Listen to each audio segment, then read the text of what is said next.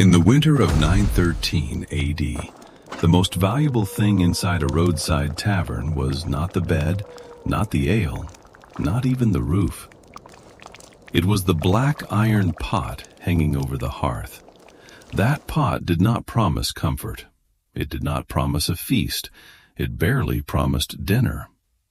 But in a season when the roads of northern Europe had turned into white trenches and the wind could kill a man before sunrise, a thin bowl of stew could become the difference between reaching the next village and vanishing beneath the snow. The tavern stood alone beside a road that had almost stopped being a road. In summer, carts had cut deep ruts through the mud there.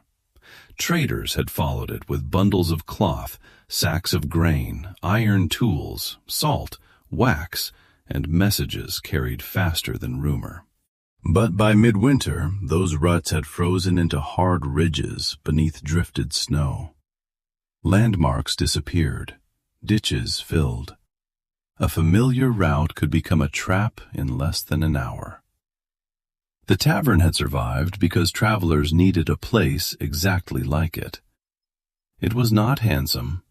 Its walls were built from dark timber, patched more times than anyone cared to count. The roof sagged under a burden of old thatch and new snow. Smoke leaked through gaps where the wind also found its way in. From the road it looked less like shelter than a stubborn wooden shape refusing to surrender to the weather. But inside, there was fire. Not a decorative fire, not a cheerful sign of hospitality. A working fire, a guarded fire.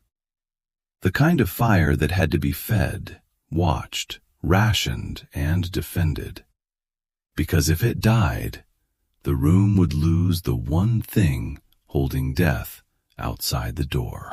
The hearth sat low and broad at the center of the tavern room. Over it hung the iron pot, blackened by years of smoke and grease. It was dented at the rim. Its handle had been repaired with a strip of hammered metal. Every time the liquid inside shifted, the pot gave a faint sound, like something old clearing its throat. That sound mattered, because everyone in the tavern was listening for it. By late afternoon, the storm had thickened. Snow came at an angle, driven hard enough to sting exposed skin. Wind struck the shutters, then pulled away, then came back with greater force. The door bucked in its frame, as though something outside wanted in. And still, people came. A miller arrived first, his beard stiff with ice, and one sleeve crusted white where snow had melted and frozen again.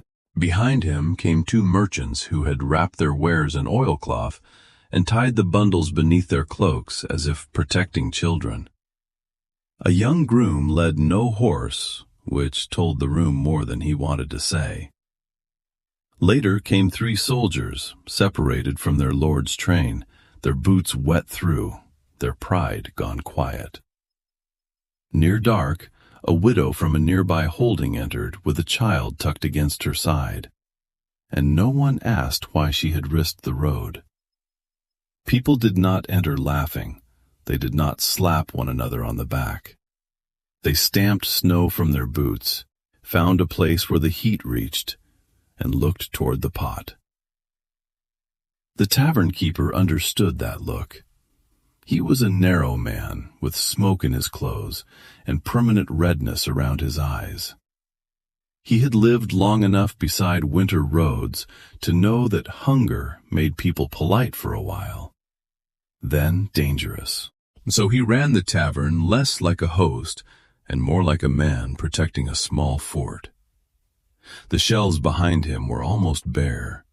A sack of barley tied tight at the neck, a crock of dried peas, onions softened at the edges, turnips that had begun to wrinkle in storage, a strip of salted pork hanging from a beam, shaved so thin that light might have passed through it if there had been enough light in the room. Nothing there looked impressive. Everything there was valuable. The stew began with water, because most survival meals did. Then barley, because barley could stretch farther than pride. Then a handful of dried peas, not enough to fill the pot, only enough to thicken it. The turnips went in late so they would not vanish completely into the broth. The tavern keeper cut the salted pork in pieces so small they looked almost like accidental scraps from the knife. He did not cook carelessly. He counted with his hands. One pinch too much now meant less for the next bowl. One generous serving could leave the last traveler with nothing but steam. In a noble hall, food might display status. In this room, food measured time. How many mouths could the pot answer before it went silent? That was the question. The first bowls went to those nearest collapse, not because the tavern was kind in any gentle way, but because the half-frozen could not wait without becoming a problem for everyone else. The groom with no horse held his bowl in both hands and let the steam strike his face before he tried to drink. The widow broke her bread and pushed the softer interior toward the child. A soldier stared into his portion as if expecting to find more at the bottom. There was not more. The stew was thin. The broth carried smoke, barley starch, onion, and salt. Now and then a mouthful found a thread of pork, and that small taste of fat changed the whole bowl. It gave the body a memory of strength, even before strength returned. The bread was dense and dark, baked from grain that had waited too long in damp storage. Its crust resisted the teeth. People tore it in pieces and dropped bits into the broth, softening what they could.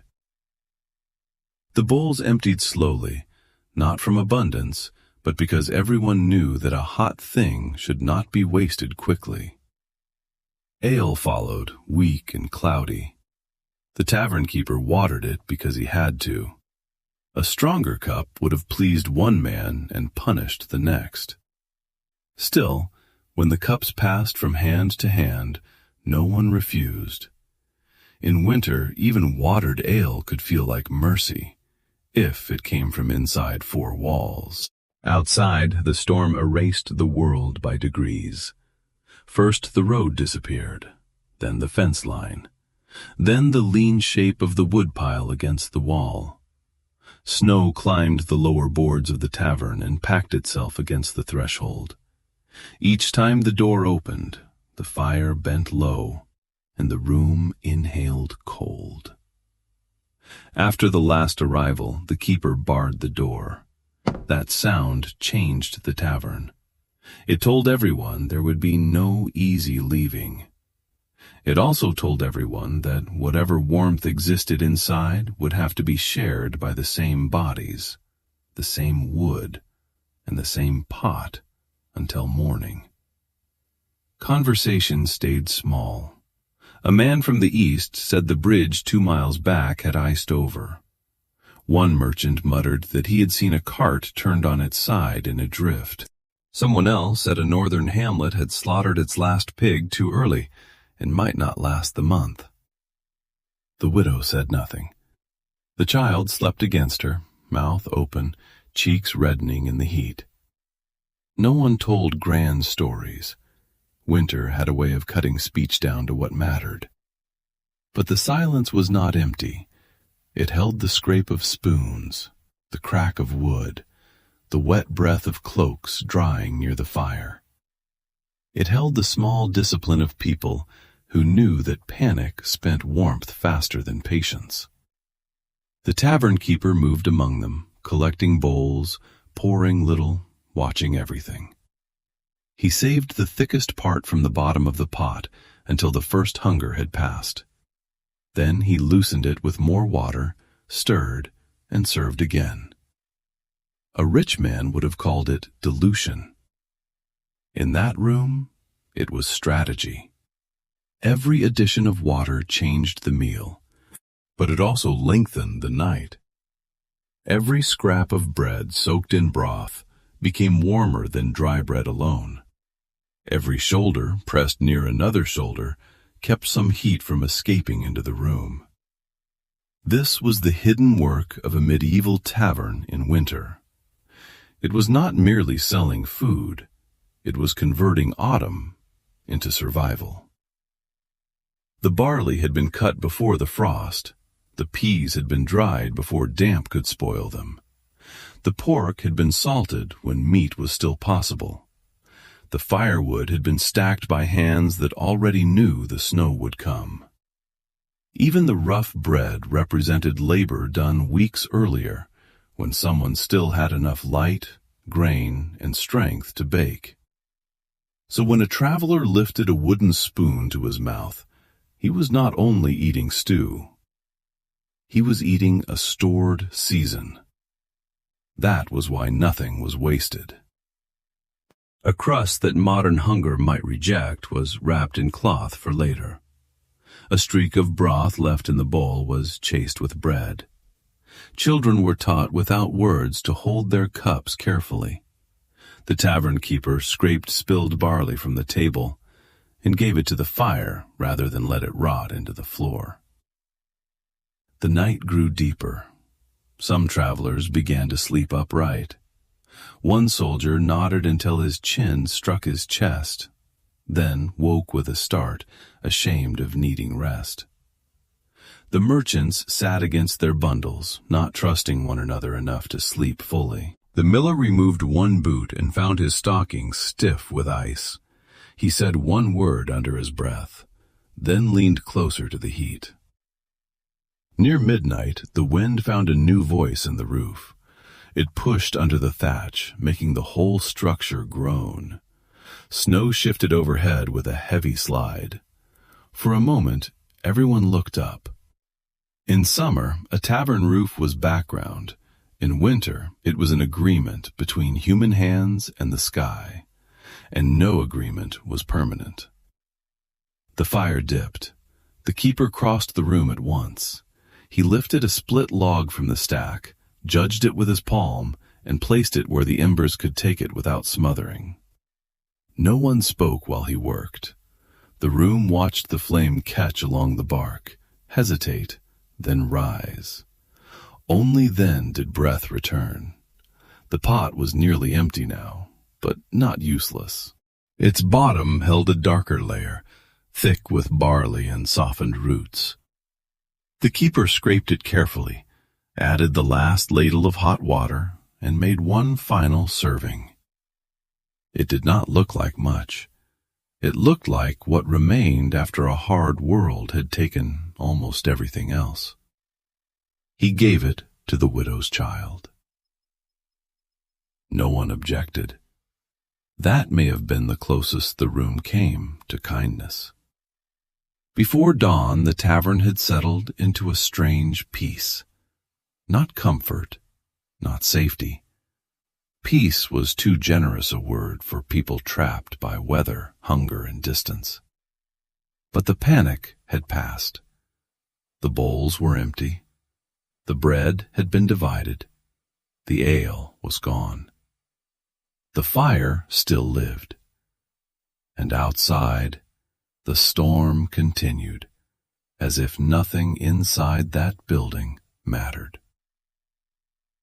But it did matter, and for one night, a nameless tavern had turned a handful of stored grain, a strip of salted meat, a guarded fire, and a room full of strangers into a working defense against winter. It had not conquered the cold. It had not made anyone rich. It had not guaranteed tomorrow. It had only done the one thing that mattered before sunrise. It kept people alive long enough to continue. That is the part modern eyes often miss about a medieval meal. The power was not in abundance. It was in endurance. A thin stew could carry a road inside it. A hard crust could hold the labor of a village. A weak cup of ale could remind frozen hands that the body was not finished yet.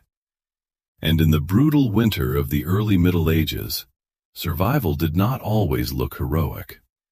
Sometimes it looked like a black pot over a smoky hearth, and a room full of people waiting for it not to run empty.